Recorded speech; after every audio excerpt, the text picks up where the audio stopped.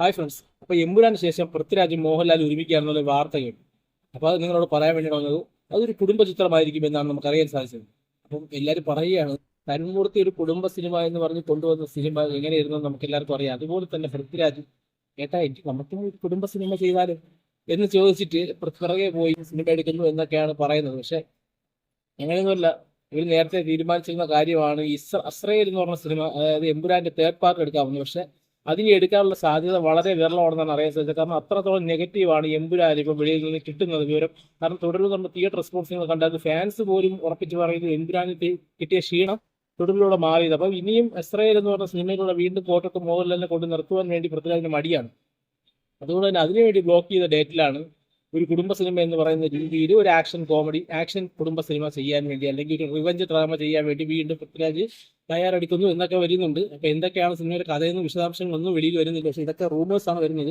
അപ്പൊ എന്തായാലും അവർ രണ്ടും ഒരുമിക്കുന്നതിനുള്ള വാർത്ത യഥാർത്ഥമാണെന്നുള്ള കാര്യത്തിൽ ഉറപ്പുണ്ട്. പക്ഷെ എങ്ങനെയുള്ള സിനിമയായിരിക്കും എന്നുള്ള കാര്യത്തിൽ യാതൊരു ഉറപ്പില്ല. കാരണം ഇവര് മറ്റേ തരുൺമൂർത്തിയെ ഫോളോ ചെയ്തുകൊണ്ട് സിനിമയുടെ ഹൈപ്പ് കുറച്ച് സിനിമയെ കയറ്റി നല്ല രീതിയിൽ അടിക്കാനുള്ള ഒരു പ്ലാനാണ് ചെയ്യുന്നതെന്നാണ് അറിയാൻ സാധിച്ചത്. അപ്പം എന്തായാലും സിനിമ എങ്ങനെ ആയിരിക്കും എന്നുള്ള കാര്യത്തിൽ യാതൊരു സംശയമില്ല. ചെറിയ സിനിമ വന്നു കഴിഞ്ഞാൽ നല്ല സിനിമയാണെങ്കിൽ ലാലേട്ടൻ്റെ വിജയിക്കും എന്നുള്ള കാര്യത്തിൽ യാതൊരു സംശയമില്ല. നല്ല സിനിമയാണെങ്കിൽ മാത്രം, അല്ലാതെ ഒരു തട്ടിക്കൂട്ട് സിനിമയുമായിട്ട് മുമ്പോട്ട് വന്നു കഴിഞ്ഞാൽ ലാലേട്ടൻ്റെ സിനിമ എത്രത്തോളം വിജയിക്കും എന്നുള്ള കാര്യം നമ്മൾ കണ്ടതാണ്.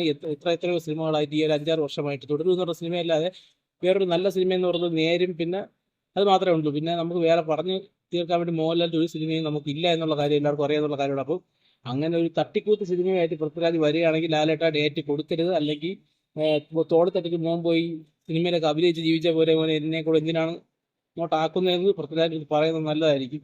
കാരണം നല്ല സിനിമയാണെങ്കിൽ ഡേറ്റ് കൊടുക്കണം, നല്ല സിനിമയാണെങ്കിൽ വിജയിക്കണം. പക്ഷേ ഈ എമ്പുരാൻ പോലത്തെ ഒരു സിനിമയിൽ ഭാഗമായത് മോഹൻലാലിനെയും കൂടെ തെറ്റുണ്ട്. കാരണം ഈ സിനിമയുടെ കഥയൊക്കെ മോഹൻലാൽ കേട്ടതാണ്, മോഹൻലാലിന് എത്രത്തോളം റോൾ ഉണ്ട് ഇതൊക്കെ മോഹൻലാൽ കേട്ടതാണ്. അപ്പോൾ എന്തിനാണ് ഇങ്ങനെയുള്ള സിനിമയിൽ പോയി തലവെച്ച് കൊടുത്തതെന്ന് എനിക്ക് ചോദിക്കാനുള്ളത്. അപ്പോൾ നല്ലൊരു സിനിമയാണെങ്കിൽ മാത്രമേ ഡേറ്റ് കൊടുക്കാവൂ. ഇപ്പം ഒന്നാമത് ലാലേട്ടൻ നല്ല സമയം തെളിഞ്ഞു വന്നിരിക്കുകയാണ്. ഇതിൻ്റെ ഇടയിൽ കൂടെ ഇങ്ങനെയുള്ള ഒരു സിനിമയ്ക്ക് തല വയ്ക്കണം. നല്ല സിനിമയാണെങ്കിൽ കുഴപ്പമില്ല, അല്ലാതെ തട്ടിക്കൂട്ടി എമ്പുരാനെ പോലെ മുരളിഗോപിയായിട്ട് ഒരു ഇലുമിനാറ്റി ഉണ്ടാക്കാൻ പറഞ്ഞിട്ട് ഉണ്ടാക്കി വെച്ചതാണെന്ന് തന്നെ അറിഞ്ഞുകൂടാ. അപ്പോൾ ഈ സിനിമ വന്നാൽ മാത്രമേ നമുക്ക് അറിയാൻ പറ്റുള്ളൂ. അപ്പോൾ നിങ്ങളുടെ അഭിപ്രായം എന്താണ്?